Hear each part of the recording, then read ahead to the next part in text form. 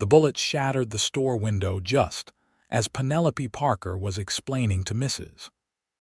Henderson the 17 reasons why calico print was superior to plain cotton for summer dresses, and not one person in Old Tucson, Arizona territory, seemed surprised that she kept right on talking even as glass rained down around her skirts.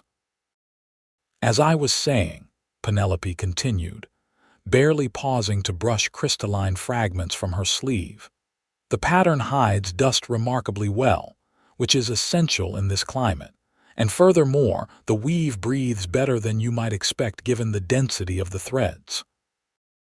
She stepped calmly away from the window, guiding the older woman toward the back of the mercantile. "That's probably just the Mason boys causing trouble again. They've been drinking since noon." Mrs. Henderson clutched her package to her chest, eyes wide. "Penelope Parker, you are going to talk yourself into an early grave one of these days." "Nonsense," Penelope replied, adjusting the pins in her auburn hair, which she wore in an elaborate style she'd read about in a 6-month-old magazine from San Francisco. "Talking has never hurt anyone. It's the listening that people struggle with, and that's really the more important skill when you think about it. Though, of course, both are necessary for proper communication. My father always said that silence was golden, but I told him that gold is only valuable because people agree it has worth.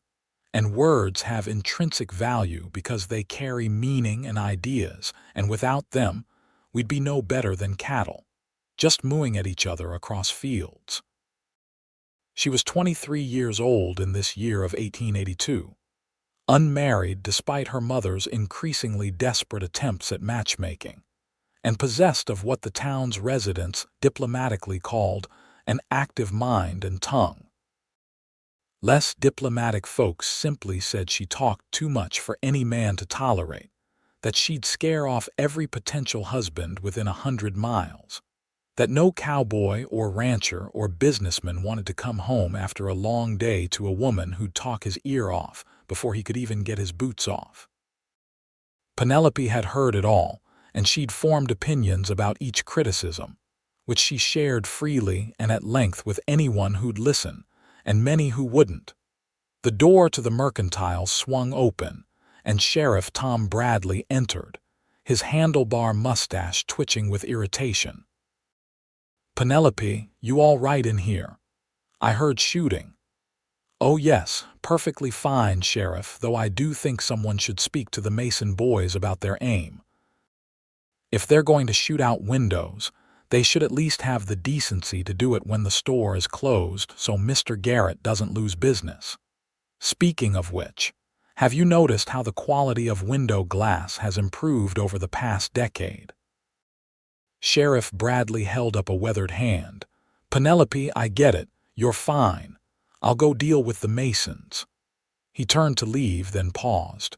"Your ma is looking for you. Something about supper with the Hendersons and their nephew." Penelope sighed, a rare moment of silence that lasted perhaps 3 full seconds. "The nephew from El Paso, the one who works in banking. Mother mentioned him last week." Mrs. Henderson patted Penelope's arm with something approaching sympathy. "My nephew is a very patient young man, dear." "That's what they all say," Penelope muttered, but she managed a smile. "What time should I arrive?" By the time Penelope had finished her conversation with Mrs. Henderson, extracted herself from the mercantile after a lengthy discussion with Mr. Garrett about replacing the window, and stopped to chat with 3 separate people on the dusty street about topics ranging from the unseasonable heat to the new Methodist preacher to the rumors of Apache trouble in the mountains. The sun had begun its descent toward the jagged horizon. Old Tucson wasn't much as towns went. Just a collection of wooden and adobe buildings sprawled along a road that connected larger, more important places, but it was home, and Penelope knew every person, every building, every story.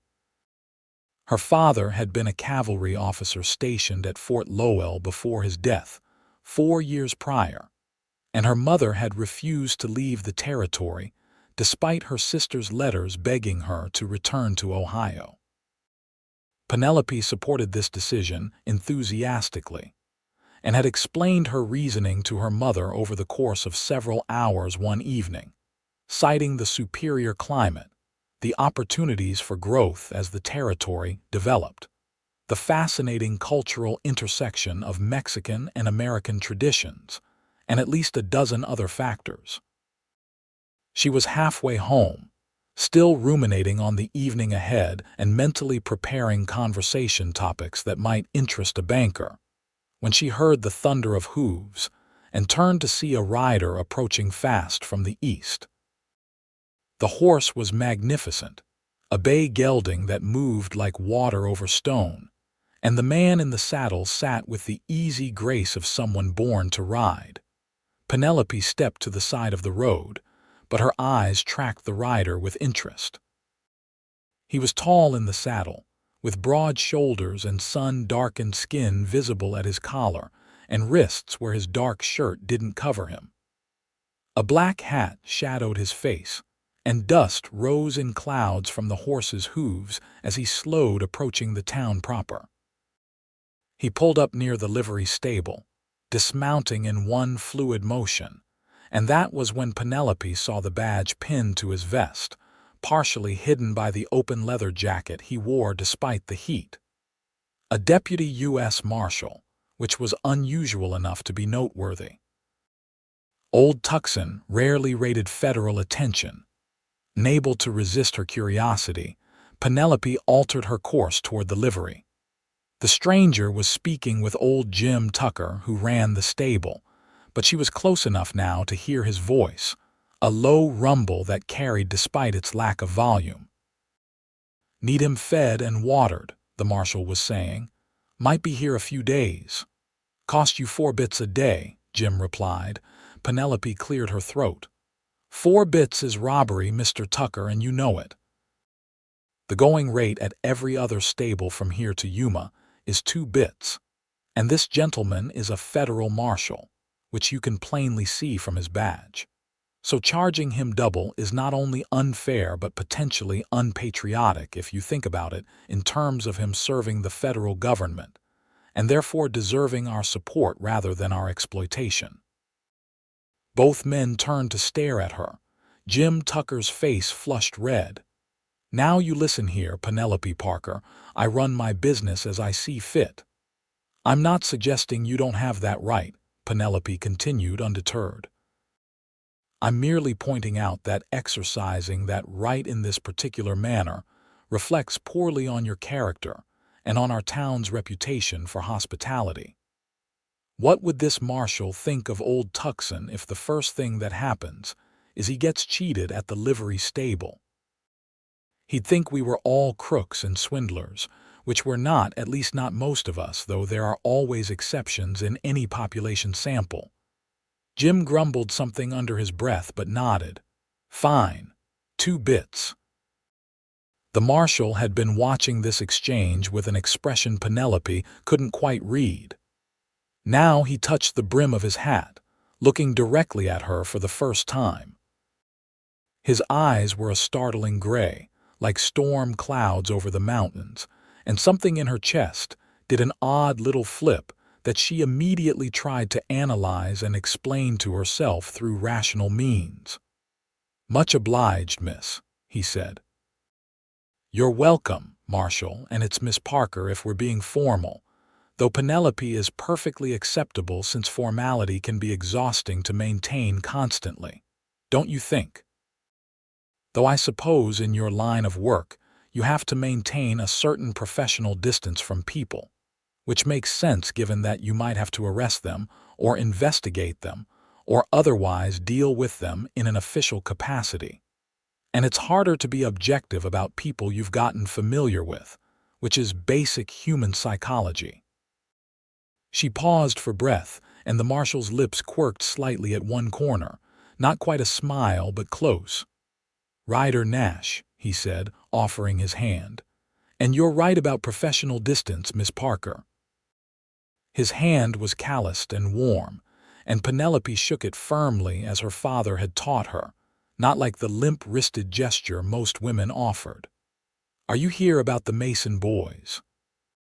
"Because they shot out Mr. Garrett's window this afternoon, but Sheriff Bradley was going to handle it, and they're not really federal criminals, just local nuisances." "Or is it about the Apache rumors?" "Because I've heard several different versions of that story, and I'm not sure which one is accurate.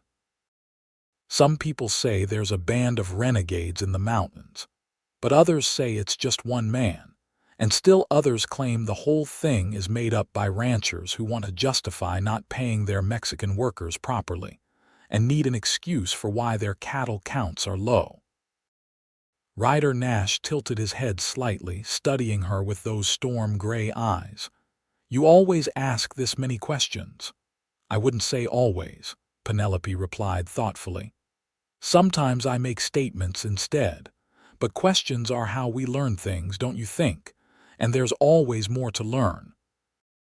The day I stop being curious about the world is the day I might as well be dead." Which is something I told my mother just last week when she suggested I should focus more on domestic skills and less on reading newspapers and books. Not that domestic skills aren't valuable. Of course they are, but why should they be the only skills a woman cultivates? Men get to have multiple interests and areas of knowledge, so why not women? "Can't think of a reason why not," Ryder said, and this time he definitely smiled. A quick flash that transformed his serious face into something warm and almost boyish despite the weather-worn lines around his eyes. "I'm here following a lead on some men who robbed an Army payroll near Fort Bowie last month. Trail went cold near here." "Oh, that's interesting," Penelope said, her mind immediately racing through recent arrivals and departures in town. Ryder had pulled out a small notebook and was actually writing down what she said. "The doctor's name is Harrison." "Yes, doctor." "William Harrison. He trained in Philadelphia and came out here about 6 years ago after his wife died, which is sad, but he doesn't like to talk about it, so don't bring it up. His office is next to the bank, the adobe building with the blue door, you can't miss it. And the boarding house. Emma's place, 2 streets over, the big white house with the wraparound porch. Emma Coltrane runs it. She's a widow too, which is unfortunately common out here given the various dangers and the general lack of proper medical care in remote areas, though Doc Harrison is quite competent. He just can't save everyone." Ryder finished writing and looked up at her. "You're mighty helpful, Miss Parker." "Well, I like to be useful," Penelope said. "And if you're going to be here a few days, you should know that the best meals are at the boarding house. Emma's an excellent cook. But if you want a drink, the Silver Spur Saloon is less rowdy than the Desert Rose, though both of them water their whiskey, which I only know because I overheard the sheriff complaining about it. I don't frequent saloons myself, obviously, since respectable women don't, but I walk past them regularly, and you can learn a lot from paying attention to who comes and goes." "I bet you can," Ryder said, and there was something in his tone that made Penelope pause and look at him more carefully. He was watching her with what seemed like genuine interest rather than the glazed-over expression most people developed after 5 minutes of her conversation. "Am I talking too much?" she asked suddenly. "People tell me I do that. Talk too much, I mean. My mother says it's my worst quality, though I argued with her that qualities are subjective, and what one person considers excessive another might consider thorough. But I know it bothers some people, so if it bothers you, you should just say so and I'll stop." "Well, I'll try to stop. I'm not always successful at it, but I can try." Ryder's smile widened, becoming something genuine and warm that reached his eyes and crinkled the corners. "I love the sound of your voice," he said simply. "Don't stop on my account."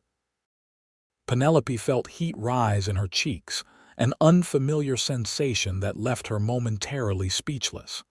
It might have been the first time in her adult life that a man had said something that actually silenced her, even briefly. "Oh," she managed finally. That's very kind of you to say." "Just honest," Ryder said. He glanced past her toward the darkening sky. "You should probably head home before full dark. Thank you for the information, Miss Parker. I imagine I'll be seeing you around town." "Yes, probably," Penelope agreed, finding her voice again along with her equilibrium.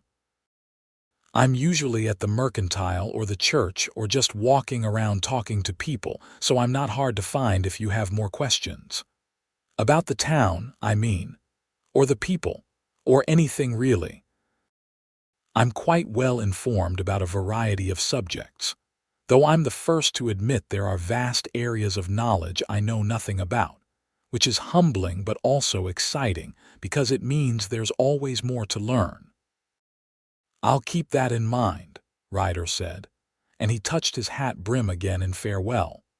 Penelope walked home in a daze, barely noticing her surroundings, which was unusual for her since she typically noticed everything and felt compelled to comment on most of it. Her mind kept circling back to what Ryder Nash had said, those 6 simple words that no one had ever said to her before. "I love the sound of your voice." She'd been told she had a pleasant voice, in the sense that it was feminine and clear. But no one had ever suggested they loved the sound of it, loved hearing her talk, wanted her to continue rather than stop. It was such a small thing, really, just a compliment, the kind of polite thing a gentleman might say. But something about the way he'd said it, the directness of his gaze, the sincerity in his tone, made it feel like more. Penelope was still mulling this over when she arrived home to find her mother in a state of agitation, fluttering around their small but tidy house like an anxious bird. "There you are, finally," Clara Parker exclaimed. "You're covered in dust and your hair is falling down and we're due at the Hendersons in 30 minutes. Honestly, Penelope, sometimes I think you have no sense of time at all." "I have an excellent sense of time, Mother," Penelope replied, already heading toward the pitcher and basin to wash. "I just value information gathering over punctuality in certain circumstances, and today there was a great deal to learn. There's a federal marshal in town, Deputy U.S. Marshal Ryder Nash, which suggests something significant is happening. And he's investigating the Army payroll robbery from last month, which means the criminals might be in this area. And I helped him by providing information about who he should talk to in town." Her mother's hands stilled in the act of laying out Penelope's good dress. "A marshal? Here, Penelope Ann Parker, you did not approach a strange man and start talking to him." "I didn't start talking to him. I started talking to Mr. Tucker, who was overcharging him at the livery," Penelope corrected, scrubbing dust from her face and neck. "And then the marshal thanked me and I provided helpful information about the town. It was all perfectly proper." Clara sighed, the particular sigh of mothers everywhere who have daughters they don't quite understand.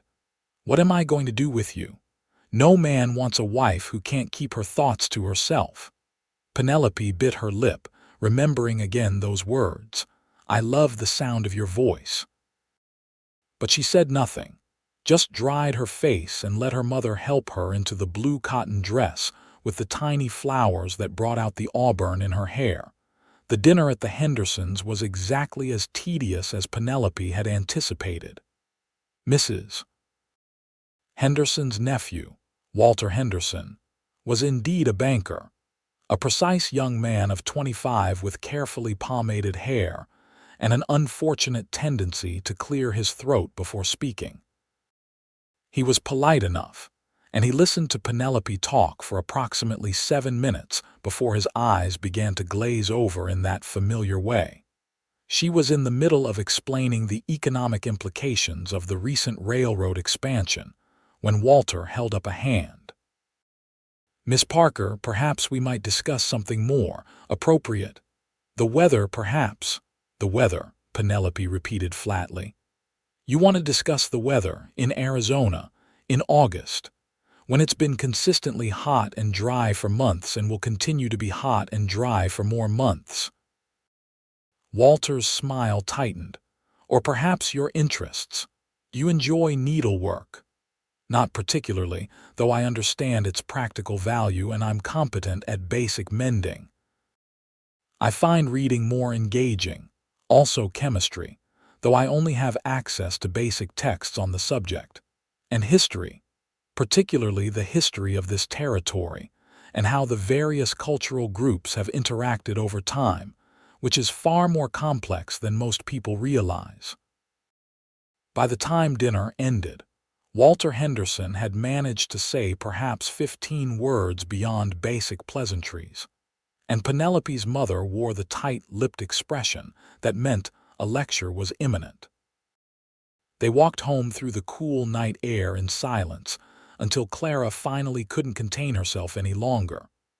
Penelope, you have got to try harder. Mr. Henderson is a good man with excellent prospects. Mr. Henderson is a boring man who wants a silent wife, Penelope replied. And I'm not silent. I'm not going to pretend to be silent just to catch a husband, mother. If a man can't appreciate who I am, then he's not the right man. And what if there is no right man? Her mother asked quietly. What if every man in the territory feels the same way? What then? You can't live with me forever, Penelope. And unmarried women have so few options.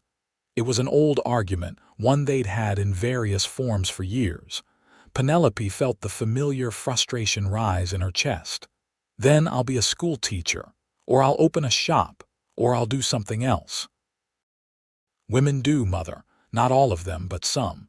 And the territory is changing, growing. More opportunities will come. But later, lying in bed and staring at the ceiling, Penelope felt the weight of her mother's worry.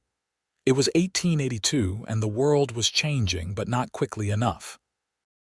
Women couldn't vote, couldn't own property in many places once they married, couldn't pursue most professions. Marriage was security, safety, survival for many. And Penelope's chances of finding a husband willing to tolerate her constant talking were growing slimmer with each passing year. She thought again of Ryder Nash, of his storm-gray eyes and his unexpected words. But federal marshals didn't stay in small towns. They moved from place to place, following criminals, serving warrants, living dangerous and uncertain lives. It was foolish to think anything could come of one brief conversation, one compliment. Still, when she finally slept, she dreamed of a voice like low thunder and a smile that crinkled the corners of serious eyes. The next morning, Penelope was at the mercantile helping Mr. Garrett inventory stock when Ryder Nash walked in. She was midway through explaining to Mr. Garrett why he should order more of the lavender soap because it sold consistently well, and the scent was popular with the Mexican families who preferred it to the harsher lye soap. And she looked up to see the marshal standing in the doorway, his tall frame backlit by the morning sun. Marshal Nash, she said, straightening from the crate she'd been examining. Good morning. Are you here for supplies? Mr. Garrett has an excellent selection despite the town's size, and he's very fair with his prices, aren't you, Mr. Garrett? I try to be, Mr. Garrett said dryly. He was a portly man in his 50s who'd learned long ago that the easiest way to deal with Penelope was to simply let her talk and occasionally grunt in agreement. Ryder stepped fully into the store, removing his hat. Actually, Miss Parker, I was hoping to find you. I've talked to Doc Harrison and Mrs. Coltrane at the boarding house like you suggested, and they were both helpful.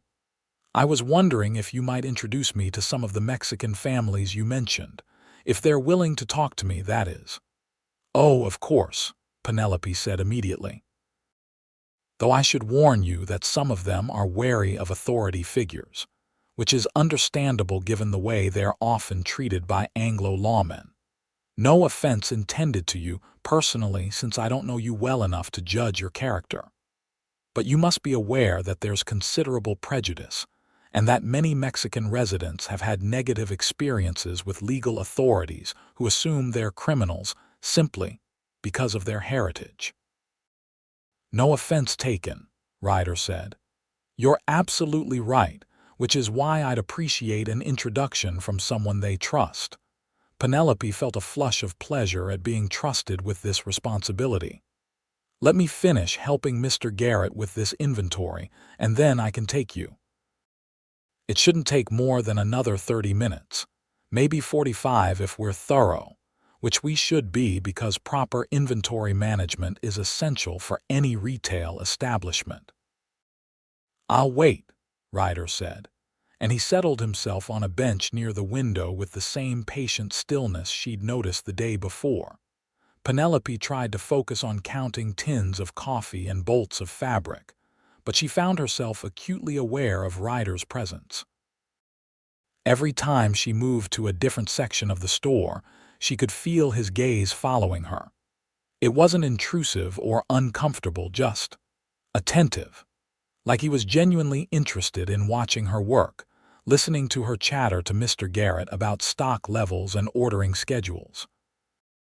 When they finally left the mercantile together, walking side by side down the dusty street, Penelope was conscious of the stares they attracted. Old Tucson was small enough that everyone noticed everything, and a young unmarried woman walking with a strange man, even a lawman, would be noted and discussed. You don't have to worry about my reputation, Penelope said, guessing at his thoughts. People here have known me my whole life. They're used to me being unconventional. I wasn't worried, Ryder said, but I appreciate you being willing to help. Some folks might not want to get involved in a federal investigation. Well, if those men robbed an army payroll, they should be caught, Penelope said firmly. The army may have its flaws, and there are certainly valid criticisms to be made about military policy toward Native peoples and other issues. But soldiers deserve to be paid for their work, and theft is theft regardless of who the victim is. They walked toward the south side of town, where the buildings were older and more modest, mostly adobe structures with carefully swept yards and vegetable gardens wrested from the difficult soil. Penelope led him to the home of the Morales family first, calling out in careful Spanish as they approached. Maria Morales came to the door, wiping her hands on her apron. She was perhaps 40, with streaks of gray in her black hair and the kind of weathered beauty that came from years of hard work under the relentless sun. Her eyes narrowed slightly when she saw Ryder, but they softened when she recognized Penelope. "Buenos dias, Señora Morales," Penelope said. "I hope we're not disturbing you. This is Deputy Marshal Ryder Nash. He's investigating a crime, and I thought you might be willing to speak with him. He's a good man, I think, though I only met him yesterday, so I suppose my judgment could be premature. But sometimes you can tell about people, don't you think?" Maria smiled faintly at Penelope's rapid speech, then looked at Ryder with assessing eyes. "What do you want to know, Marshal?" Over the next hour, Ryder spoke with 3 different families, and Penelope served as both translator and cultural liaison, explaining context and building trust. She watched him carefully during these conversations and found herself impressed by his approach. He was respectful, patient, never pushy or dismissive. When old Señor Ortiz mentioned seeing 3 Anglo men riding hard through town 3 weeks prior, heading north toward the mountains, Ryder listened carefully and asked thoughtful questions. By the time they'd finished, the sun was high and hot, and Penelope could feel sweat dampening the collar of her dress. "Thank you," Ryder said as they walked back toward the center of town. "That was more helpful than you know. The timeline matches what I was trying to piece together." You think the robbers went into the mountains? Penelope asked. That's Apache territory, or at least it was. Most of them are on the reservation now, but there are still a few holdouts, and those mountains are treacherous even without the Apache. There are 100 places a man could disappear up there, either intentionally or permanently if he's not careful. Which is probably exactly why they went that direction, Ryder said. Most posses won't follow into Apache territory. But you will, Penelope said.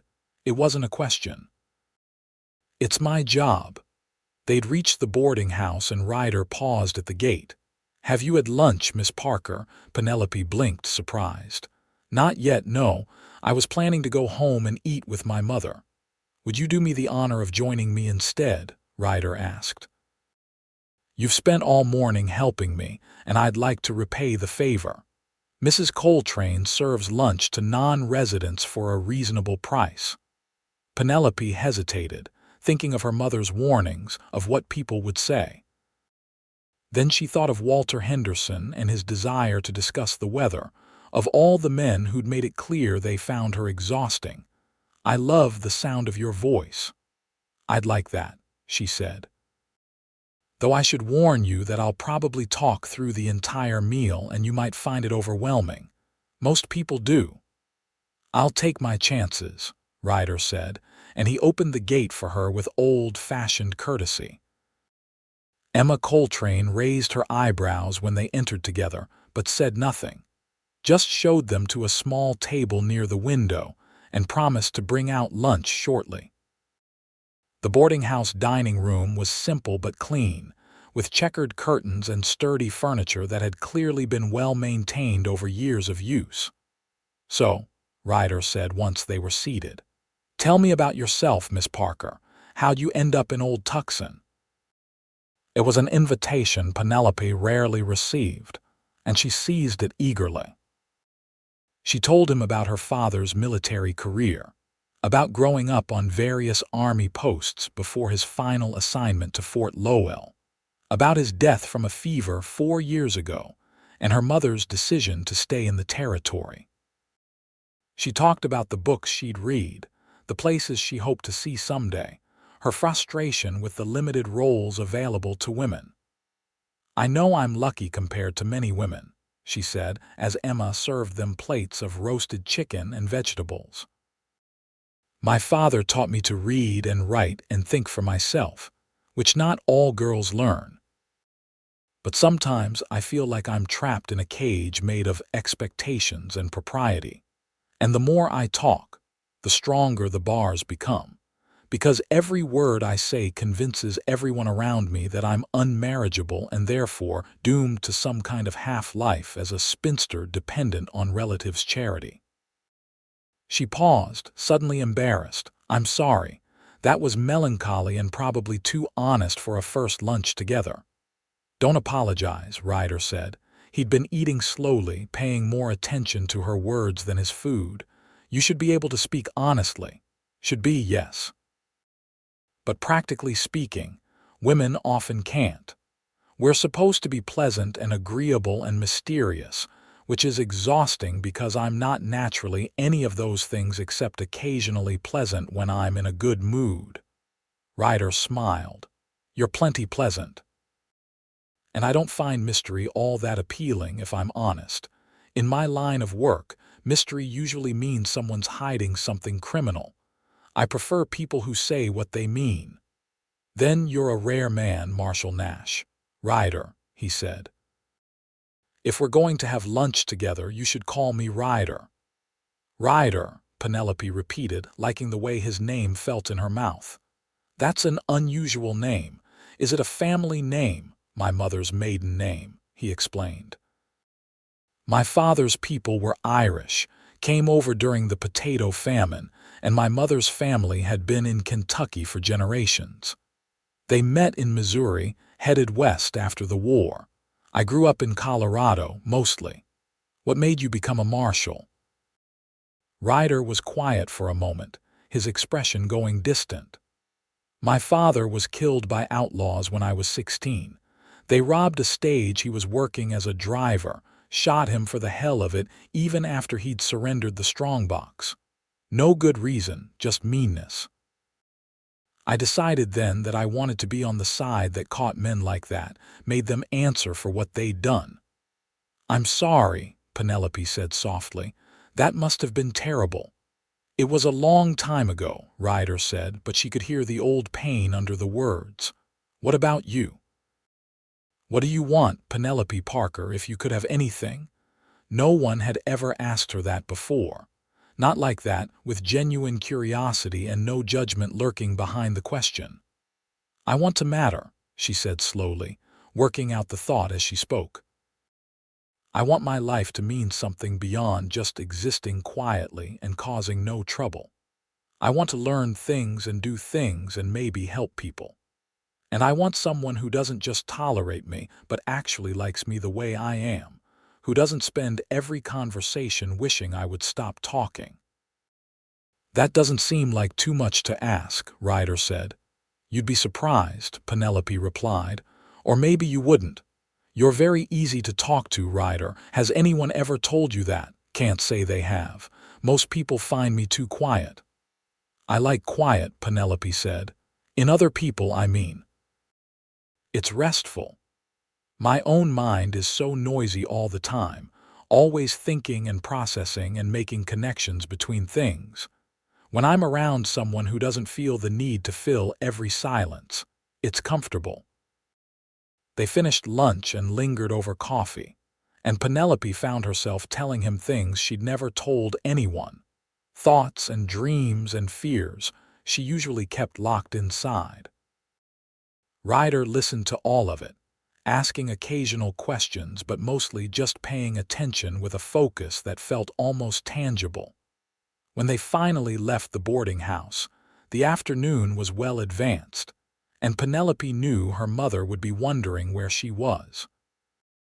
"Thank you for lunch," she said, "and for listening. I know I monopolized the conversation, which was rude of me, but you're very good at asking questions that make me want to answer them." "It wasn't rude," Ryder said. "I enjoyed it. Would you have dinner with me tomorrow night?" Penelope's heart did that odd little flip again. "Dinner, like a proper dinner, together, if you're willing. I know it's forward of me and we've only just met, but I'd like to spend more time with you, if that's all right." "It's more than all right," Penelope said, aware that she was probably smiling far too widely and not caring one bit.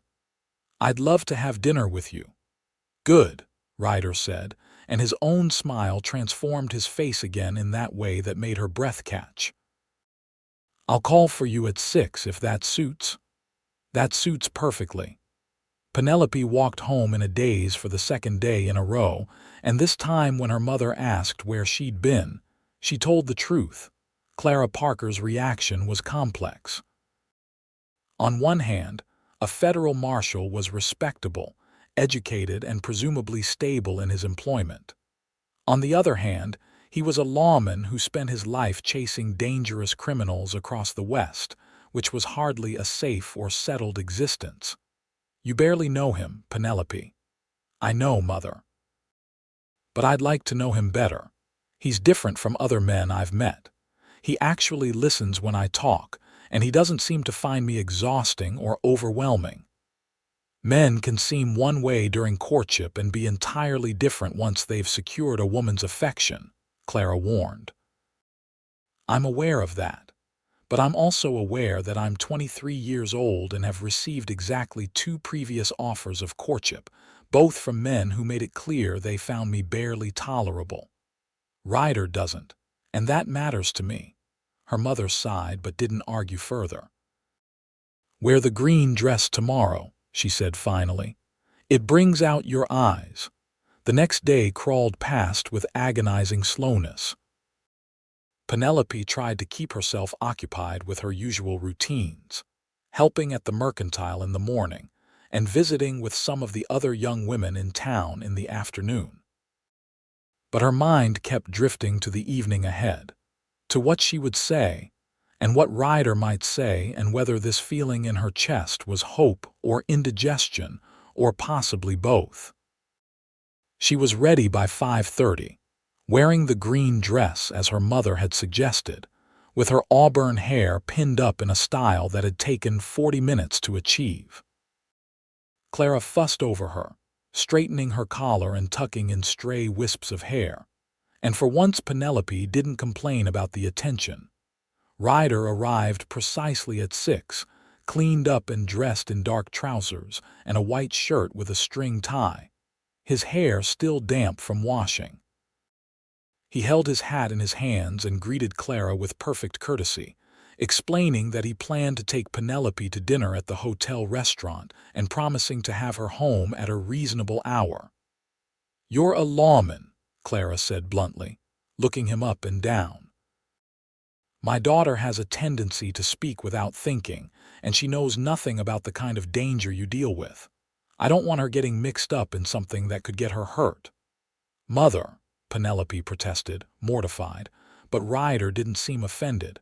"You're right to be concerned, Mrs. Parker, and I give you my word that I won't put Penelope in any danger.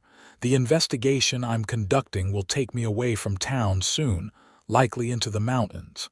She won't be involved in that." "See that she isn't," Clara said, then softened slightly. "I apologize for being blunt, Marshal. But she's all I have." "I understand," Ryder said simply. The hotel restaurant was the finest dining establishment in Old Tucson, which admittedly wasn't saying much, but the food was good and the proprietor kept the place clean and relatively refined. Ryder had arranged for a corner table with a degree of privacy, and they settled in as the evening light slanted golden through the windows. "Your mother's protective," Ryder observed once they'd ordered. "She worries," Penelope said. "It's been just the two of us since my father died, and she's afraid of ending up alone. She sees marriage as my only real option for security, which it probably is, realistically speaking. Women don't have a lot of choices." "You could be a teacher," Ryder said. "You mentioned that the other night." "I could, but teaching positions are limited and often go to women with formal training, which I don't have.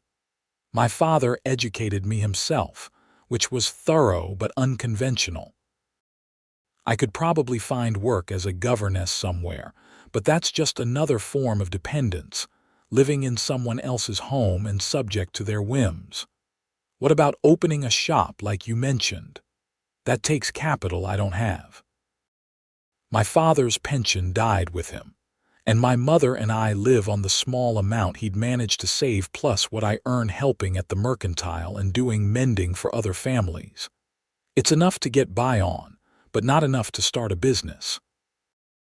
Ryder was quiet for a moment, and Penelope worried she'd been too honest, too grim. But when he spoke, his voice was thoughtful rather than put off. "Life doesn't offer women fair choices, does it?" "No," Penelope agreed. "It doesn't.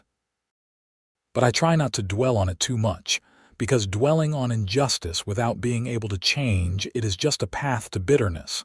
And I'd rather be hopeful than bitter, even if the hope is possibly naive." Their food arrived, and the conversation shifted to lighter topics. Ryder told her about some of the places he'd been in the course of his work, describing towns and landscapes and people with the careful detail of someone who paid attention to the world around him. Penelope listened eagerly, asking questions and making connections, and occasionally going off on tangents about things she'd read or theories she'd formed. "You'd love San Francisco," Ryder said at one point. "It's growing so fast, and there are all kinds of people there, including women running their own businesses. I met a woman there who owns 3 restaurants. Another one who's a lawyer, though she can't practice in court because of her sex, but she writes legal documents and consults with male lawyers who value her expertise." "That sounds wonderful," Penelope said wistfully. "Though I imagine San Francisco is expensive to live in, and I've never been farther west than Yuma." "Maybe someday," Ryder said, and something in his tone made her look up sharply. Are you suggesting you might take me to San Francisco someday, Ryder Nash? Because that's a very bold statement considering we've only known each other for 3 days. Is it too bold? He asked, meeting her eyes steadily. Penelope's heart was racing. I don't know. Maybe or maybe not. I'm not good at reading romantic situations because I've had so little experience with them, and I tend to overthink things. And right now, I'm trying to figure out if you're just being kind or if you actually mean something by what you're saying. And I wish people would just be direct because ambiguity is exhausting. Ryder reached across the table and took her hand, his calloused fingers warm and solid around hers. I'll be direct then. I like you, Penelope Parker. I've liked you since about 30 seconds after you started lecturing old Jim Tucker on fair pricing. I know it's fast, and I know I'm not offering much given the kind of life I lead, but I want to keep seeing you if you're willing. And yes, I'm thinking about the future, about possibilities. Maybe that's presumptuous, but there it is. Penelope stared at their joined hands, at the contrast between his sun-darkened skin and her paler fingers, at the way they fit together. I like you too, she said quietly. More than I've ever liked anyone, which is probably too honest, but you said to be direct. You make me feel like maybe I'm not too much, like maybe the way I am is actually all right. More than all right, Ryder said firmly. Don't ever let anyone make you feel otherwise.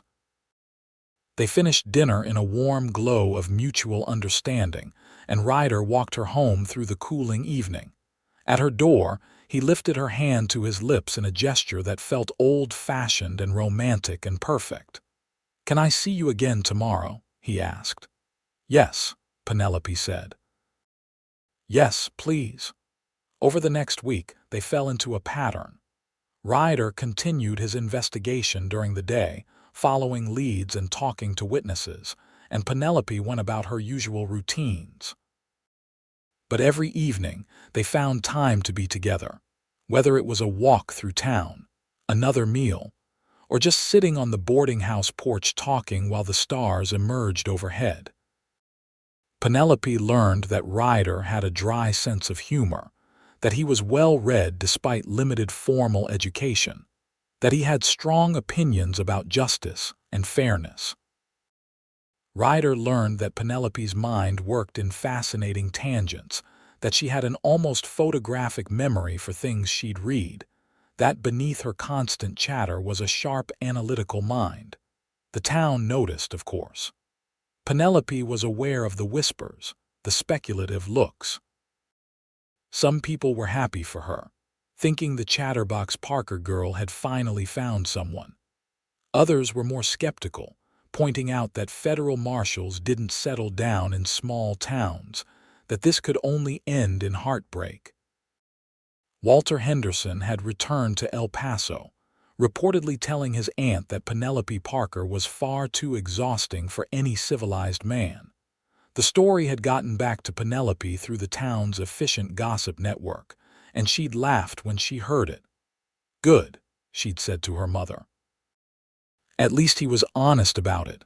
But Clara had looked troubled. What happens when the marshal leaves, Penelope? Have you thought about that? Penelope had thought about it. She thought about it every time she said goodbye to Ryder, every time she watched him head back to the boarding house or out on his investigation. He hadn't hidden from her that he'd be leaving once he'd gathered enough information to go after the payroll robbers. It was his job, his duty. And she'd never ask him to abandon that. But hope was a stubborn thing, and she couldn't quite suppress the small voice in her heart that whispered maybe. 8 days after Ryder had ridden into Old Tucson, he came to the Mercantile in mid-afternoon looking serious and purposeful. Penelope was helping organize a shipment of dry goods, and she knew from his expression that something had changed. I need to talk to you, he said quietly. Can you take a break? They walked to the small park at the edge of town, really just a patch of grass with a few struggling trees and some benches someone had built years ago. It was quiet there, away from the main street's bustle. "I'm heading out tomorrow," Ryder said without preamble. "I've tracked the men I'm looking for to a canyon about 20 miles north of here. I'm meeting up with another marshal and 3 deputies from the territorial marshal's office. We're going in to make arrests." Penelope had known this was coming, but hearing it still felt like a physical blow. How dangerous is it? Could be very dangerous. Could be nothing. Depends on whether they decide to surrender or fight. "And after?" Penelope asked, forcing herself to voice the question she'd been avoiding. "After you make the arrests, what happens then?" "I'll have to transport the prisoners to Fort Bowie for trial," Ryder said. "That'll take a week, maybe more, and then—" He paused, his gray eyes searching her face. "And then I come back here if you want me to." "If I want you to," Penelope repeated. "Ryder, of course I want you to." "But what about your work? Don't you have other assignments?" "I can request reassignment to the Arizona Territory," Ryder said. "There's plenty of work here, enough to keep a marshal busy. It wouldn't be based in Old Tucson specifically, but I'd be in the territory. I could make this my home base if I had a reason to." Penelope's throat felt tight. "Is this about me? Because you shouldn't give up your work or change your whole life for someone you've only known for a week and a half." "It's been long enough," Ryder said simply. He took her hands in his, looking down at her with an intensity that made her breath catch. "Penelope, I'm 32 years old. I've been working as a lawman for 12 years, and in all that time, I've never met anyone like you. Most of the women I've encountered either find my work too dangerous or they want me to quit and do something safer. You've never once asked me to change. You accept what I do and why I do it." "That's because your work matters," Penelope said. "You help people. You stop bad men from hurting innocents. Why would I ask you to stop doing that?" "Exactly," Ryder said. "And you talk constantly, which apparently bothers a lot of people, but it doesn't bother me. I love listening to you. I love watching your mind work. I love that you care about things and think about things and have opinions about everything. You're not trying to be quiet or mysterious or anything other than exactly who you are. Do you know how rare that is?" "I'm not trying to be anything else because I don't know how to be anything else," Penelope admitted. "I've tried to be quieter, more demure, all the things women are supposed to be, but I can't maintain it. Eventually I forget and just start talking again." "Don't change," Ryder said fiercely. "Promise me you won't try to change." "I promise," Penelope whispered. Ryder pulled her closer, and for the first time since they'd met, he kissed her. It was gentle and careful, a question as much as a statement, and Penelope answered by rising on her toes and wrapping her arms around his neck. The kiss deepened, becoming something urgent and full of unspoken promises, and when they finally broke apart they were both breathing hard. "Come back safe," Penelope said. "Please, Ryder, be careful and come back safe." "I will," he promised. "And when I get back, we need to talk about the future. Really talk, about what we both want and whether we can make this work." "I already know what I want," Penelope said. "I want you. I don't care if that makes me bold or improper or too forward. I want you, and I want a life with you, whatever that looks like." Ryder kissed her again, softer this time. "Hold on to that thought, I'll be back before you know it." But he wasn't. 3 days passed with no word, then 5, then a week. Penelope went through her days in a fog of worry, trying to maintain her normal routines while her mind spun through increasingly terrible scenarios. She'd heard nothing from Ryder, nothing from any of the other lawmen who'd gone with him. The silence was agonizing. On the 9th day, a rider came into town from the north, wounded and barely conscious on a half-dead horse. Doc Harrison rushed out to treat him, and word spread quickly through Old Tucson that he was one of the territorial deputies who'd gone after the payroll robbers. Penelope heard the news from Mr. Garrett and immediately ran to the doctor's office, arriving breathless and frightened. Doc Harrison met her at the door, his face grave. "He's alive, barely. Took a bullet through the shoulder and rode hard for 2 days to get here. He's asking for the sheriff, but he's not making much sense yet." "What about the others?" Penelope demanded. "What about Marshal Nash?" "I don't know, Penelope. He hasn't said. Let me stabilize him first, then we'll get answers." The waiting was torture. Penelope paced outside the doctor's office while Sheriff Bradley went inside to try to get information from the wounded deputy. When the sheriff finally emerged an hour later, his expression was grim. "The outlaws ambushed them in the canyon," he said, and a crowd had gathered now, people clustering close to hear the news. "Put up a fight. The deputy says Marshal Nash went down early in the shooting and the other marshal, man named Crockett, ordered a retreat. They had to leave Nash behind, figured he was dead." Penelope felt the world tilt sideways. Someone caught her arm, steadying her. She couldn't breathe, couldn't think past the roaring in her ears. "Dead. They thought Ryder was dead." "Did anyone confirm it?" someone asked. "Did they see a body?" "Deputy says there was too much gunfire. They had to run or die themselves. He's got no firm information on Nash's status, just that he went down and didn't get back up." Penelope found her voice, though it came out shaky and thin. "So he might be alive. He might be wounded and need help." "Penelope, honey," the sheriff said gently. "Even if he survived the shooting, he's been out there for over a week with no supplies, possibly wounded and with those outlaws still around." "The chances of—" "I don't care about chances," Penelope interrupted, her voice getting stronger. "Someone has to go look for him. Someone has to try. We will. I'm organizing a posse right now. But Penelope, you need to prepare yourself for the worst." Penelope shook her head violently. "No, I refuse to accept that he's dead until someone proves it to me. He's alive. I know he is. I can feel it." Her mother tried to get her to come home, but Penelope refused to move from outside the sheriff's office. She stayed there while Sheriff Bradley assembled a group of men willing to ride north into dangerous territory. She stayed there as they prepared horses and supplies. And she was still there when the posse finally rode out at dawn the next morning, heading toward the canyon where Ryder had last been seen. The 2 days that followed were the longest of Penelope's life. She couldn't eat, couldn't sleep, couldn't focus on anything.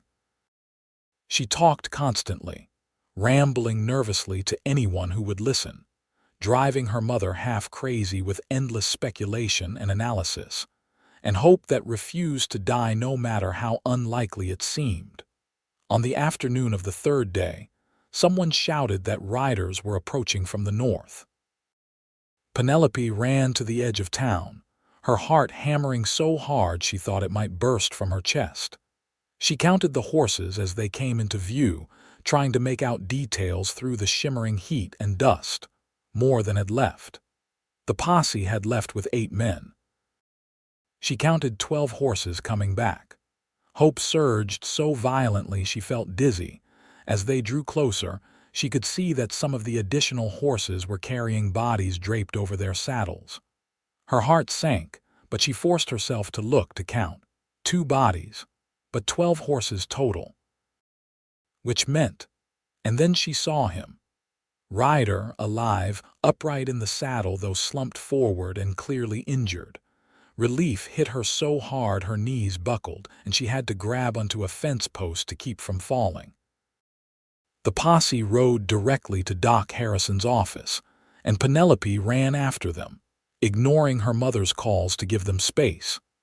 She pushed through the gathering crowd just as Sheriff Bradley and another man were helping Ryder dismount. His shirt was torn and bloody, his face haggard and stubbled, his left arm hanging useless at his side. But he was alive and conscious, and when he saw Penelope, something lit in his tired eyes. "You're alive," Penelope said, and suddenly she was crying, tears streaming down her face. You're alive. They said you were dead, but you're alive. Takes more than a bullet to kill me, Ryder said, his voice hoarse and rough. Then his knees gave out, and it took both the sheriff and the other man to keep him from falling. Get him inside, Doc Harrison ordered, and they half-carried Ryder into the office. Penelope tried to follow, but the doctor stopped her. Give me time to work, Penelope. He's lost blood and he's dehydrated, and that wound needs attention. I'll call you when I know more. It was the same torture all over again, waiting and worrying. But this time Penelope knew Ryder was alive, was right there beyond that door, and that made all the difference. Her mother arrived with food she couldn't eat and a shawl against the evening cool she didn't need. Sheriff Bradley emerged eventually to explain what had happened. The outlaws got the drop on them in the canyon, just like the deputy said. Nash took a bullet through the shoulder, went down hard. His horse bolted, and in the confusion, the other lawmen thought he was dead. They had to retreat or die themselves. But Nash had gotten behind some rocks, managed to stay hidden until the outlaws cleared out. He was out there for 5 days before our posse found him, half dead from blood loss and exposure. Tough son of a bitch, begging your pardon, Mrs. Parker. What about the outlaws? Someone asked. Got 3 of them dead, the other 2 ran. We'll get them eventually, but Nash was the priority. Hours passed. Night fell. The crowd gradually dispersed, people returning to their homes and lives. But Penelope stayed, sitting on the bench outside Doc Harrison's office, refusing to leave until she knew Ryder would be all right. It was past midnight when the door finally opened and Doc Harrison emerged, wiping his hands on a cloth. He'll live, the doctor said, and Penelope's entire body sagged with relief. The bullet went through clean, didn't hit anything vital, but the wound was infected and he was severely dehydrated. I've cleaned it out, stitched him up, and given him something for the pain and infection. He needs rest and fluids and time to heal, but he's strong and he's survived the worst of it. Can I see him? Penelope asked. He's asleep and he needs the rest. But yes, you can sit with him if you're quiet, which I know is a challenge for you, he added with a tired smile. Penelope slipped into the back room where Doc Harrison kept his sick patients. Ryder was lying still and pale against the white sheets, his shoulder heavily bandaged, his breathing deep, and even with sleep or medication. Penelope pulled a chair close to the bed and took his uninjured hand in hers, careful not to disturb him. I'm here, she whispered. I'm right here, and you're going to be fine. You have to be fine because we have things to talk about, remember, about the future and what we both want. So you just rest and heal, and I'll be here when you wake up. She stayed there all night, dozing fitfully in the chair, waking every time Ryder stirred or made a sound. Doc Harrison checked on them periodically, bringing Penelope coffee and blankets and checking Ryder's vital signs. Dawn was painting the sky pink and gold when Ryder finally opened his eyes. He blinked slowly, orienting himself, and then his gaze found Penelope and he smiled. Hey, he said, his voice rough. Hey yourself, Penelope replied, squeezing his hand. You scared me half to death, Ryder Nash. When they said you were dead, I thought my heart would stop. And then you weren't dead, but you were missing. And that was somehow even worse because I kept imagining you hurt and alone and needing help. And then when I saw you riding back into town, I've never felt anything like that relief. It was like every emotion I'd ever had hitting me all at once, and I just want you to know that I love you.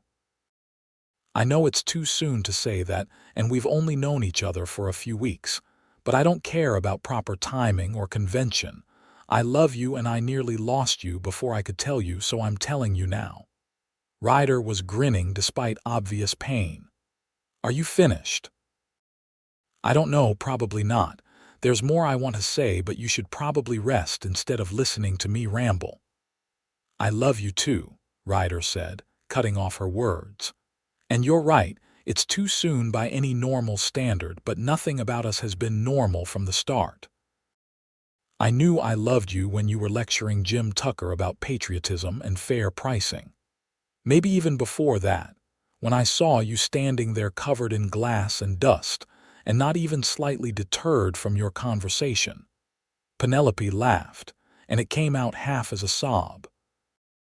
That's a very strange moment to fall in love with someone.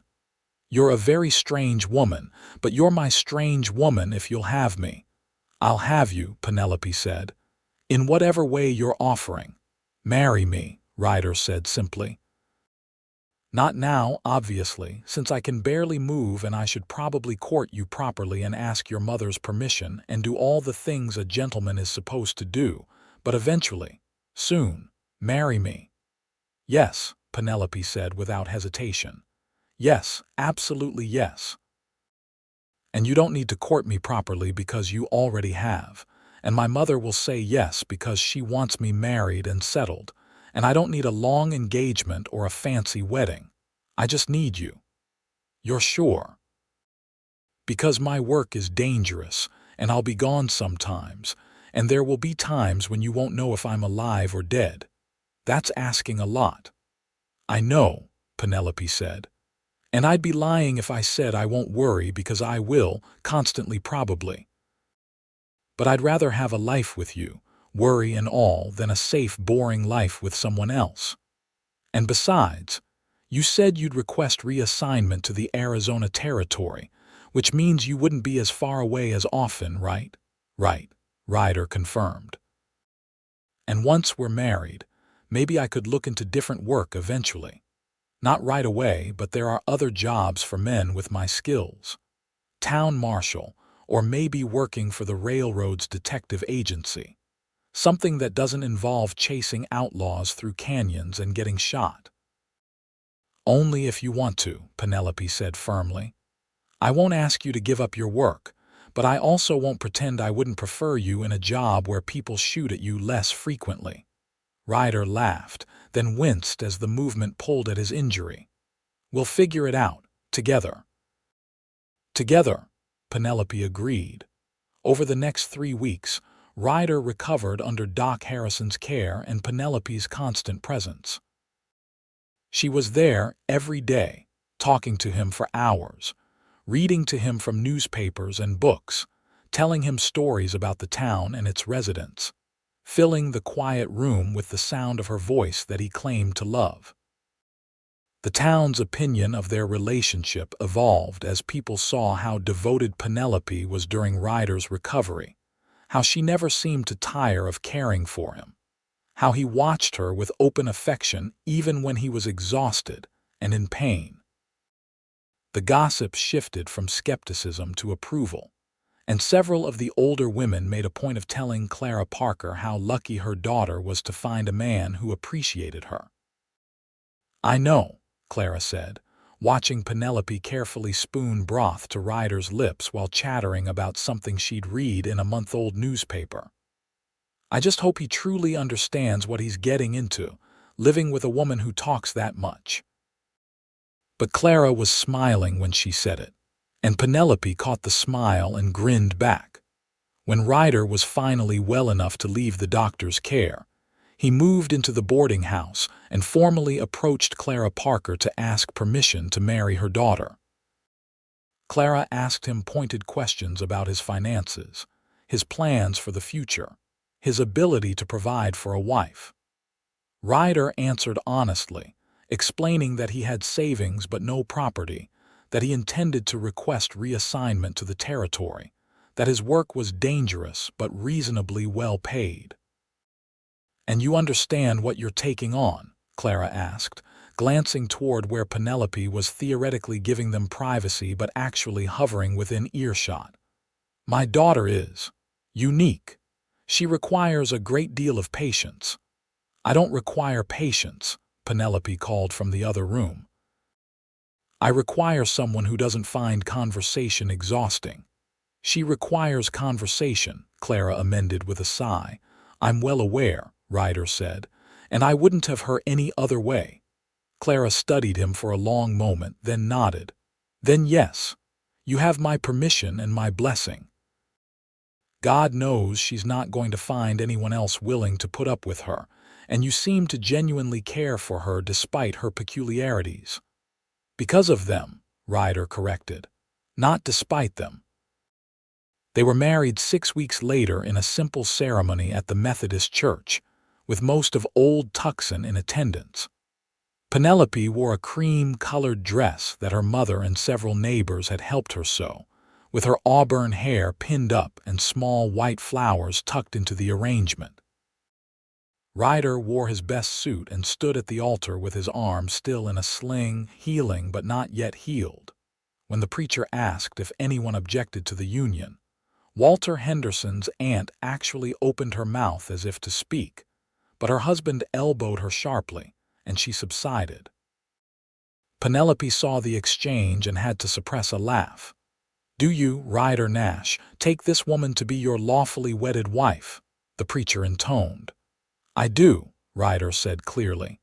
"And do you, Penelope Parker, take this man to be your lawfully wedded husband?" "I do," Penelope said, then added. "And I'm so glad he asked me because I love him desperately, and I was starting to worry that maybe I'd imagined the whole thing, or that he'd change his mind, or that—" "Just say I do, dear," her mother whispered urgently. "I already did," Penelope whispered back, then smiled brilliantly at Ryder. "But I'll say it again. I do, absolutely and completely." The reception was held at the boarding house, with Emma Coltrane providing food and several of the townspeople contributing dishes. There was music from a fiddle player and laughter and dancing, though Ryder sat out most of the dancing due to his still healing shoulder. Penelope didn't mind. She sat beside him and talked to everyone who approached, accepting congratulations and good wishes with genuine happiness. "You did good, girl," old Jim Tucker told Penelope grudgingly. "That's a fine man you caught." "I didn't catch him," Penelope replied. "We found each other.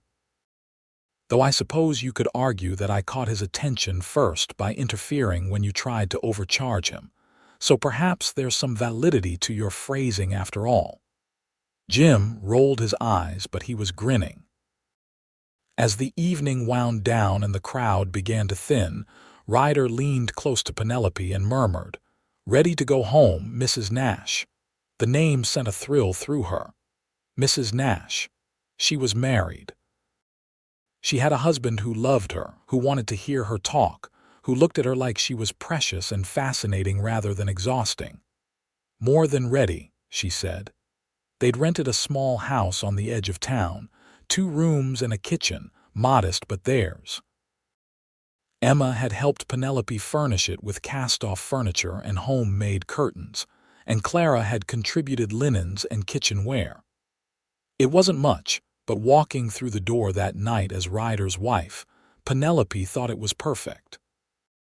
"Welcome home," Ryder said, and he kissed her gently despite the pain it caused his healing shoulder.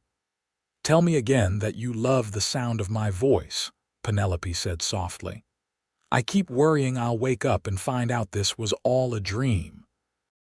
"I love the sound of your voice," Ryder said obediently. "I love everything about you.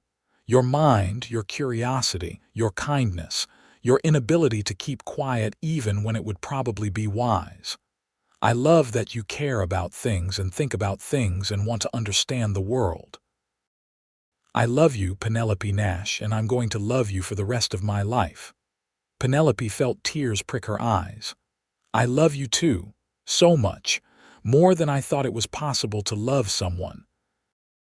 You make me feel like maybe I'm exactly the person I'm supposed to be, like I don't need to change or quiet down or be anyone other than myself." "You don't," Ryder confirmed. "You're perfect exactly as you are." Their first months of marriage were an adjustment, learning to live together and navigate their different rhythms and habits. Penelope talked constantly, narrating her thoughts and activities and observations. Ryder was quieter but present, listening with genuine attention even when exhausted from his work. True to his word, he'd requested and received reassignment to the Arizona Territory. His new circuit covered a wide area but was based in Tucson proper, which was only a short ride from Old Tucson. He was gone sometimes for days at a time, serving warrants and investigating crimes and transporting prisoners. Each time he left, Penelope worried, but each time he came back safe, and gradually she learned to trust that he knew what he was doing when he was home. They were inseparable. They took long walks through the desert in the cool mornings, Penelope identifying plants and talking about the geological history of the region while Ryder listened and asked questions. They read together in the evenings, sometimes aloud, taking turns with books and newspapers and the occasional magazine that came through the mercantile. They made love with growing confidence and affection, learning each other's bodies and preferences, and Penelope kept talking. About everything. About nothing. About her day and her thoughts and her dreams for the future.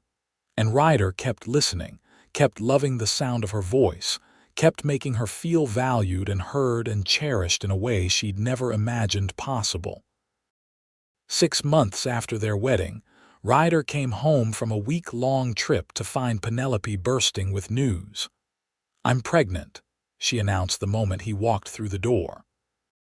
"I wasn't sure at first because my courses have always been somewhat irregular, which I know is more information than you probably want, but it's relevant to the timeline, and Doc Harrison confirmed it this morning.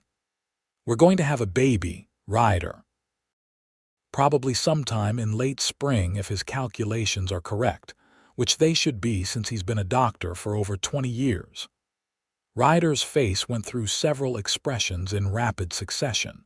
Surprise, joy, fear, and landing finally on something like awe. He pulled her close, careful of his strength, and buried his face in her hair. "A baby," he repeated. "We're having a baby." "Are you happy?" Penelope asked, sudden uncertainty creeping in. "I know we didn't specifically plan this, and I know your work is dangerous and maybe this isn't the best timing, but I'm happy, I'm so happy, and I hope you are too." "I'm terrified," Ryder admitted. "But yes, I'm happy, more than happy. Amazed, grateful. About a dozen other emotions I don't have words for." Penelope laughed and pulled back to look at him. "Well, that's all right because I have plenty of words for both of us." The pregnancy was relatively easy, and Penelope filled the months with preparations and plans and extensive research into child-rearing practices, which she discussed at length with anyone who would listen. Ryder cut back on his longer trips, staying closer to home as her due date approached. Clara Parker was a constant presence, fussing over her daughter and knitting tiny garments and offering advice that Penelope sometimes took and sometimes argued with at great length.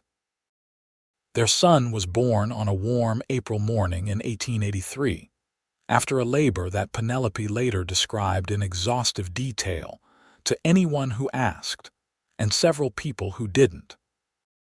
Ryder was present for the birth, holding her hand and letting her squeeze hard enough to bruise, and when Doc Harrison finally placed the squalling infant in Penelope's arms, she looked down at him and burst into tears. "He's perfect," she whispered. "Ryder, look at him. He's absolutely perfect." "What are you going to name him?" Clara asked, wiping her own eyes. Penelope looked at Ryder. They discussed names but never quite settled on anything. Ryder studied his newborn son, this tiny person they'd created, and said quietly, "Robert, after Penelope's father."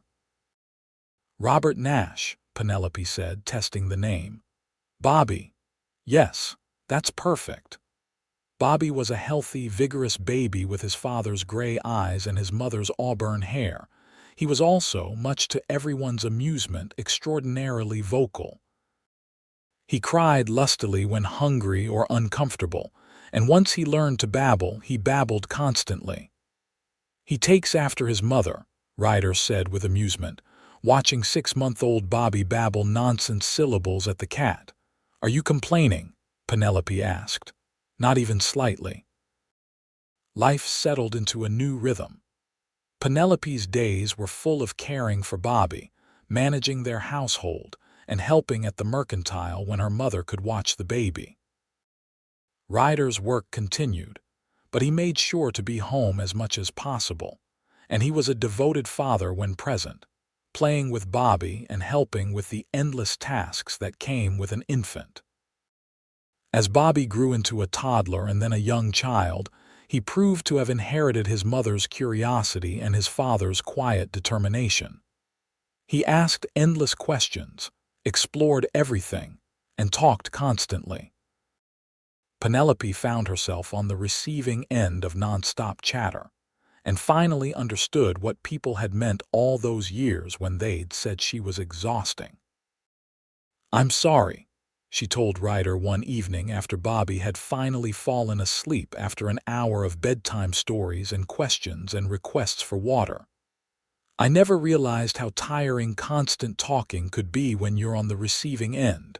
Ryder smiled. "Now you know how I feel." "Do you really not mind?" Penelope asked seriously. "Because if it bothers you, I can try harder to be quieter." "No," Ryder said firmly. He pulled her close, wrapping his arms around her. "I told you on the day we met, and I meant it. I love the sound of your voice, Bobby's too. This house is full of noise and life and love, and I wouldn't trade it for anything." When Bobby was 3, they had a second child, a daughter they named Clara after Penelope's mother. Clara was quieter than her brother, more observant, content to watch and listen rather than constantly talk. The balance between the two children was perfect, and Penelope often said they complemented each other beautifully. "Bobby talks enough for both of them," Ryder observed. "He comes by it honestly," Clara Parker said, visiting to help with the new baby. She was getting older now, her hair fully gray, but she was still sharp and capable. Just like his mother. Over the years, Old Tucson grew and changed. The railroad came through, bringing more people and more commerce. The territory moved closer to statehood. Ryder eventually transitioned from marshal work to serving as deputy sheriff of the county, a position that kept him closer to home and involved less danger. The pay was slightly less, but it was steady, and he was there for dinner most nights, which mattered more. Penelope never did open her own shop, but she became the person everyone in town came to when they needed information or advice. She knew everyone's business, not from gossip but from genuine interest and attention. She helped newcomers navigate the town, mediated disputes, organized community events, and generally made herself indispensable in a dozen quiet ways. "You know what I realized?" Penelope said to Ryder one evening when Bobby was 10 and Clara was 7. They were sitting on their porch watching the sun set, a daily ritual they'd maintained for years. "I spent so much time worrying about what I wanted to do with my life, what I wanted to be, but I think I've been doing it all along. I help people. I connect people. I talk to them and listen to them and help them feel heard. That matters. Maybe it's not as important as being a marshal or a doctor, but it matters." "It matters enormously," Ryder said. "This whole town runs better because of you. People trust you, rely on you. That's important work, Penelope." She leaned against his shoulder, content. "I'm happy. I didn't know if I would be growing up. I didn't fit the mold of what women were supposed to be, and everyone acted like that meant I'd never find happiness. But I did. I found you and we built this life, and I'm genuinely happy." "Me too," Ryder said softly. They sat in comfortable silence, a thing they'd learned over the years. Penelope could be quiet sometimes now, and the quiet was peaceful rather than oppressive. But it never lasted long. "You think Bobby should go to school in Tucson?" she asked after a few minutes. "The school there is better, and he's so bright, Ryder. He should have opportunities to learn beyond what our little schoolhouse here can teach him, though it would mean him boarding in town during the week, and I'd miss him terribly. And Clara too, eventually, when she's older, though she might prefer to stay here. She's more of a homebody. Not that there's anything wrong with that, but Bobby has that same restlessness I had when I was young, that need to learn and experience new things. We should nurture that, don't you think? I think we have time to decide, Ryder said. Bobby's only 10. But time goes so fast, Penelope said. It feels like yesterday that we got married, and that was almost 11 years ago, and my mother's getting older and I worry about her. And you're not getting any younger either, though you're still as handsome as the day you rode into town. More handsome, actually, because now I know you as a person and not just a stranger, though you weren't a stranger for long. We fell in love so fast, Ryder. Do you ever think about that? How quickly it happened, all the time, Ryder said. Best decision I ever made, falling in love with you. I didn't realize it was a decision, Penelope said thoughtfully. I always thought love just happened to people, not something they chose. Maybe it's both, Ryder suggested. The feeling happens, but then you choose to act on it to build a life around it. We chose each other. We did, Penelope agreed, and I'd choose you again every time.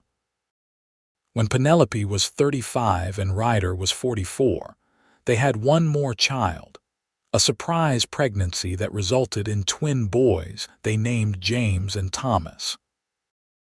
The twins were a handful, energetic and mischievous, and Penelope found herself grateful for Bobby and Clara's help with their younger brothers. Bobby was 16 by then, already talking about becoming a lawyer, wanting to fight for justice like his father had, but with words instead of guns. Clara was 13 and helping teach at the local school, patient and kind with the younger children. We've done well, Ryder said one night, watching their chaotic household at dinner. Bobby was debating some political point with Penelope, while Clara tried to get the twins to actually eat their food rather than play with it. 4 good kids, a good life, more than I ever expected to have. More than either of us expected, Penelope said. She reached across the table to squeeze his hand. Remember when people said I talked too much for any man? When they acted like I'd never find someone willing to put up with me? I remember, Ryder said. They were fools. Maybe, Penelope said, or maybe I just needed to find the right man.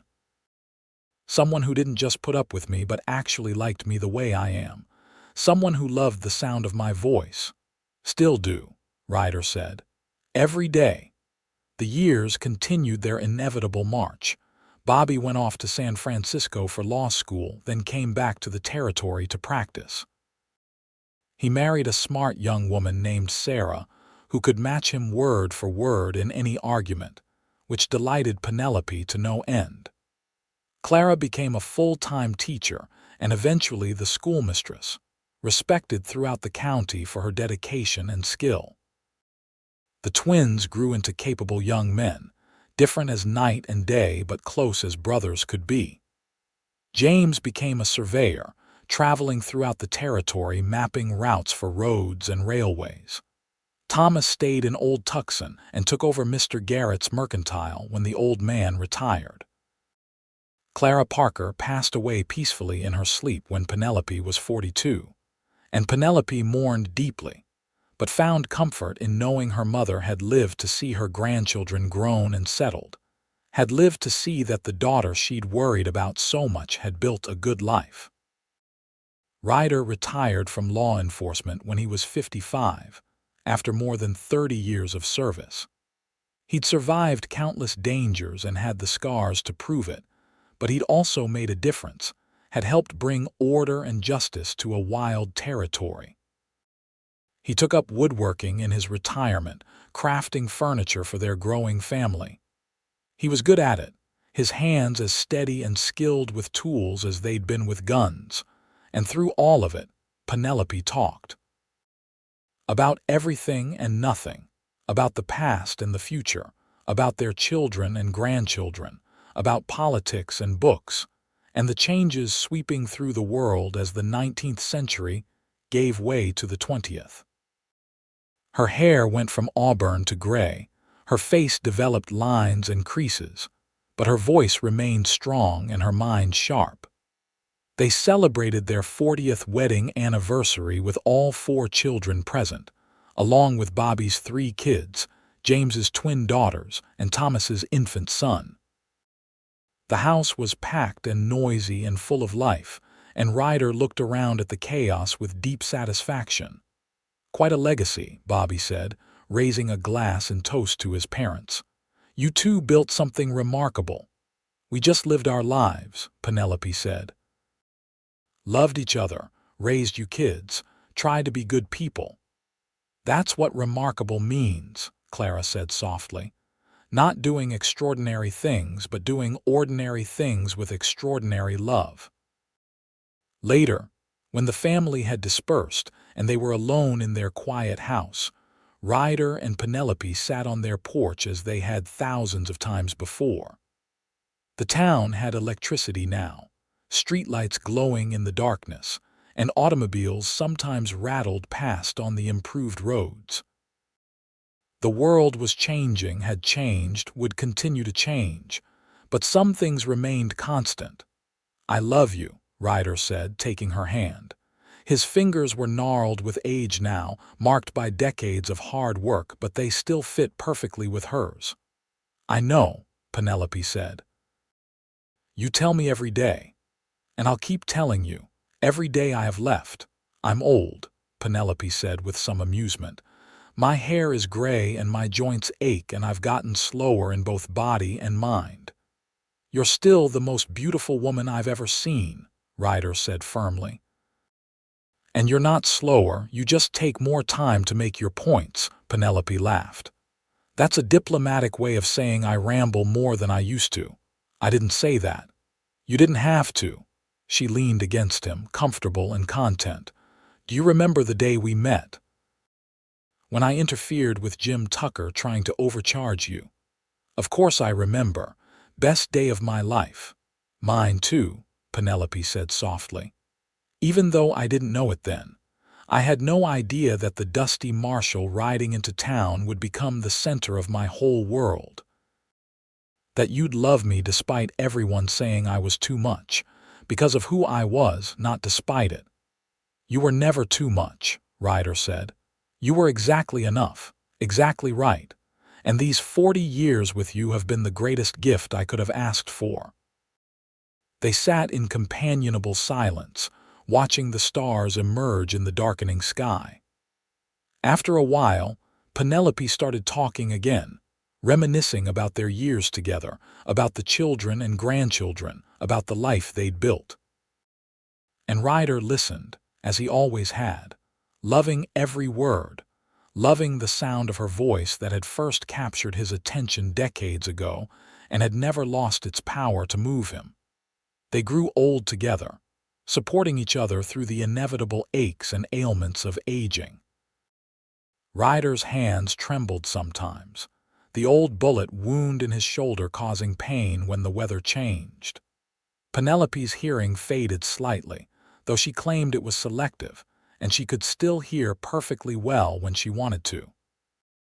They took care of each other, these two people who'd found each other against all odds in a dusty Arizona town, who'd built a life on the simple foundation of acceptance and love.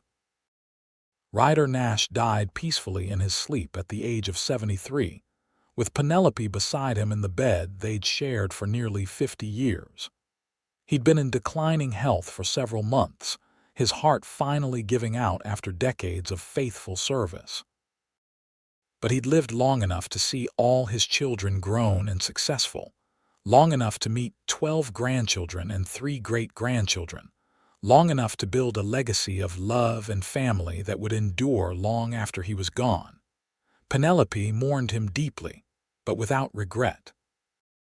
They'd had nearly 50 years together, which was more than most couples got, and they'd loved each other well during those years. At his funeral, She stood before the gathered crowd, her voice still strong at 70, and she talked about the man who'd loved her. "Everyone always said I talked too much for any man," she told them. "They said no one would ever want a wife who couldn't keep quiet, who always had opinions and questions and thoughts she needed to share. And maybe they were right about most men, but Ryder wasn't most men. He told me on the day we met that he loved the sound of my voice. And he spent the next 50 years proving it, listening to me talk about everything under the sun, making me feel valued and heard and cherished. He was the love of my life, and I will miss him every day I have left. But I'm grateful for the time we had, for the life we built, for the family we raised. He was a good man, and he made me a happy woman. Not many people can say that." Penelope lived another 8 years after Ryder's death, staying in their small house in Old Tucson, surrounded by children and grandchildren who visited often. She remained sharp and engaged, still talking constantly, still interested in the world around her. She saw Arizona become a state in 1912, saw automobiles become common, saw the world change in ways she never could have imagined as a young woman in 1882. When she died quietly in her sleep at the age of 78 in the year 1937, her children gathered to lay her to rest beside Ryder. The whole town turned out for the funeral, generations of people whose lives she'd touched with her kindness and her constant conversation. "She talked right up until the end," Thomas said during the eulogy, smiling through his tears. "Last thing she said to me was a 10-minute explanation of why I should expand the mercantile's inventory to include more modern goods. Even dying, she had opinions." "She had opinions about everything," Clara added, "and she wasn't afraid to share them, but everything she did came from love. She loved this town, loved her family, loved life, and she was loved in return." They buried her on a warm spring day, the desert in bloom with wildflowers, under a sky so blue it hurt to look at. And on her gravestone, at the request of her children, they carved simple words below her name and dates. She talked and he listened, and together they built a life of love. It was the perfect ending to a story that had begun with a chance meeting, a bullet through a window, and a woman who refused to stop being herself even when the world told her she was too much. Penelope and Ryder had found each other, loved each other, and created something beautiful that lasted long after they were gone. Their children carried forward their legacy of acceptance and devotion, teaching their own children that love means cherishing people exactly as they are, not trying to change them into something more convenient or comfortable. And sometimes, on quiet evenings, when the family gathered at the old house that Thomas had inherited and preserved, they would tell stories about Penelope and Ryder, about how she talked constantly and he'd loved listening, about how they defied expectations and built something real and lasting, about how sometimes the person who's wrong for everyone else turns out to be exactly right for you. The old house stood for many more years, eventually becoming a landmark in Old Tucson, a reminder of the people who'd helped build the town and the territory. And though Penelope and Ryder were long gone, their story lived on, a testament to the power of acceptance, the importance of being yourself, and the transformative nature of love that sees you clearly and loves you anyway. They'd found each other in a wild, changing land, two people who fit together despite their differences, or perhaps because of them. She talked and he listened, and in that simple exchange, they created something extraordinary. Not fame or fortune or worldly success, but a love that lasted a lifetime and echoed through generations. And that, in the end, was more than enough.